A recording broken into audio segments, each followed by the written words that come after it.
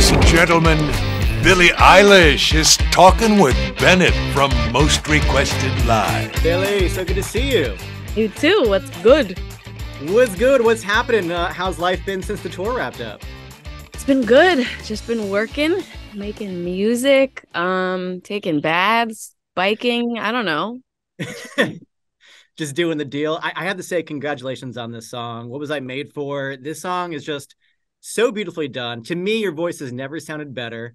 And you wrote this in a day with Phineas, is that right?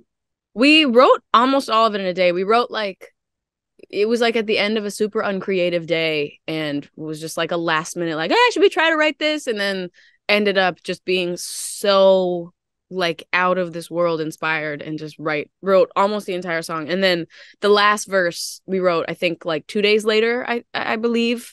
But sometimes you need that. Sometimes you need to like sit on it for a second and then like, finish it off. But that's like really, really fast for us. We usually take like good solid chunks. But like it's just like it's so obvious that we were that inspired that it just was like there it was, you know what I mean?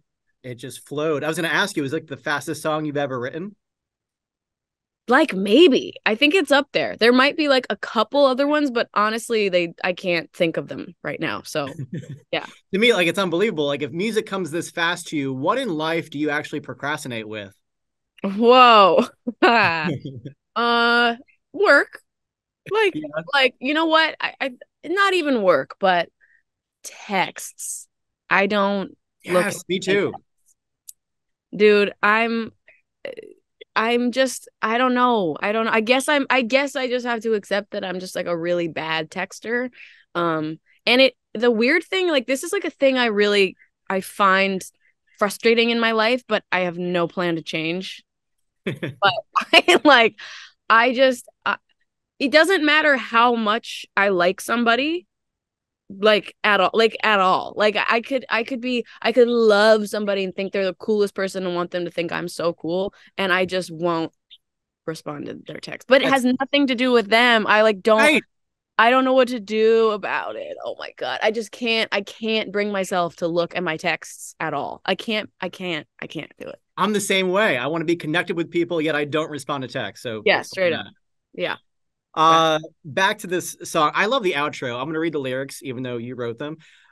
Think I forgot how to be happy. Something I'm not, but something I can be. Something I wait for. Something I'm made for.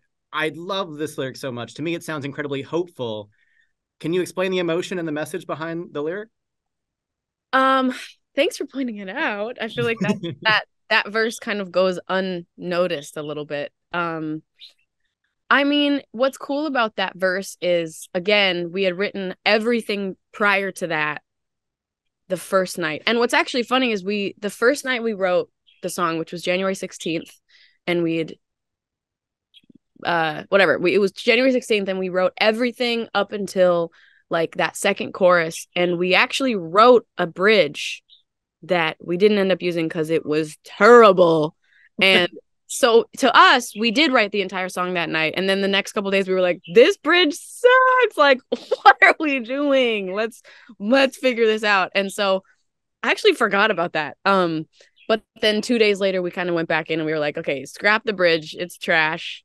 We need like another verse. And then we sat there and we kind of were stumped for a second, and then happy was on our mind, like the word happy was on our minds, and we originally had that as the first verse. It was something like I want to be happy, or I don't know how to be happy, instead of I don't know how to feel. I don't actually remember, but I remember that was like we had some sort of idea, but we didn't really know what it was. And then as soon as we kind of hit that, like, think I forgot how to be happy, something I'm not, but something I can be, something I wait for. Because also, we really wanted it to end in this like more hopeful place, because we easily could have just been like, the song is devastating and then it ends devastating. Right. But what was important to us was that that's not,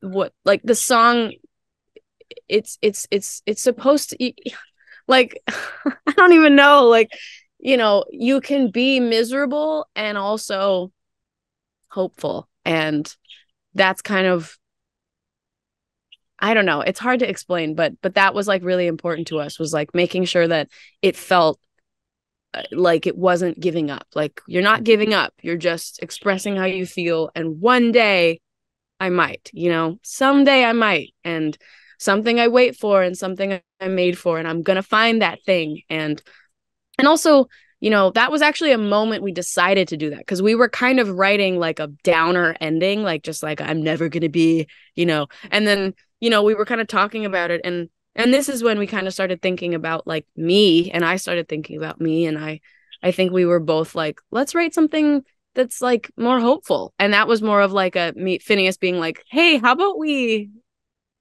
be hopeful? Like, Billy, like, let's write something hopeful, and then it's really him just being like, it's gonna get better, and let's write about it. Anyway, that's a lot of talking. No, but I love that, because feelings are always temporary, even happiness. So even if in the moment you're not happy, it means you're hopeful that in the future you can be, and you will be. I just love that, and that was like my biggest takeaway from the song. Thank you. I don't want to jinx it, but many people are saying this could win Best Original Song at the Oscars, which would mean 2 for you. Is that just crazy to think about? Like, Leonardo DiCaprio has 1, and he had to kill a bear in The Revenant to get it. Like, is that unreal? Yeah, I mean, what the hell? Like, it's just so insane, dude. And it's so cool. I mean, just hearing my name in the same sentence as like the Academy Awards is just like, when the hell did that, become my reality? I don't know. It's really, really amazing. I would be honored to even be thought of in the category at all. So this is me. I'm like, I don't know. It's so whatever you want to do. Yeah. Mm-hmm. Where is your Oscar? Do you have a special spot for it? Yeah, girl. It's like it's like right in the center of one of my shelves, right at the top. Oh yeah. It looks cute up there. Absolutely. I thought this was interesting. This happened just recently. Lana Del Rey was talking to the Hollywood Reporter, and she had some really nice things to say. She said, Billie and Olivia are such good people. It's effing awesome. I love them and their music. It's not like you have to be nice to be good at music, but if you happen to be nice and a great singer, it makes me happy for the culture. That's pretty cool. That's pretty cool, my girl. Lana is like, she's just the coolest, man. She's just like, she'll never not be, the top of the top to me. She's just, she created this life for us girlies, and me and all the other artists that kind of were becoming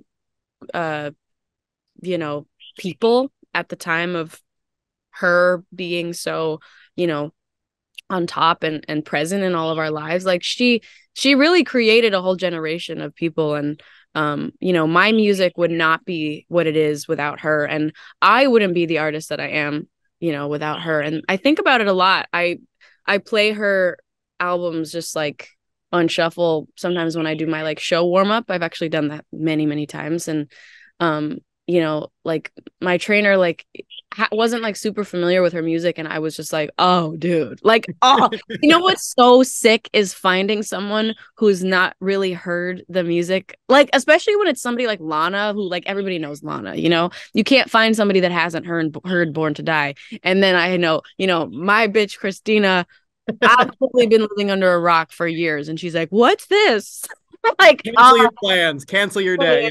So Sit it was down like, for a second. Yeah, I literally like sat her down, and I was like, bitch, this is Off to the Races, and this is Diet Mountain Dew, and this is Ultraviolence, and this, and I just was like, and I was pointing out all of the ways that it was inspiring to me, and Phineas especially. Phineas has talked about how Born to Die, the album, was like one of the main reasons he wanted to start producing in the first place, and I felt the same with like singing and just being an artist. Like, that shit was incredibly life-changing for me. It was like different than anything else I'd ever heard. And anyway, Lana's the best. You gotta love her. And the fact that she's like saying that, like, she doesn't need to say that, she doesn't need to be supporting me and supporting, Olivia, and supporting anybody younger and like becoming whatever. Like, she doesn't owe anybody anything. And the fact that she's so giving and like so kind. And you know, she calls me sometimes, and like she's just like, I don't know, she's just really generous and just she's good people, man.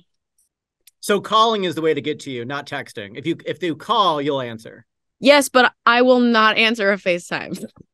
Just, I don't know. It's just dude, I'm weird about this stuff. I'm like, you can't take it personally. And I've seen TikToks where it's like, if somebody doesn't respond to your text, just accept that they don't like you. And I'm like, no, it's me. No, it's just me. Oh my God, I just have issues. Yes. The way to just be that. The way to do it is call me on the phone right in the right time. Like, be psychic and be aware that it's the right time. Is that too much? Right? My people these days. I know. Billie, so good to catch up. You're always awesome to chat with, and hope to talk soon. Yeah. And just congrats on everything. Thank you so much. Good to talk to you. I'll see you soon.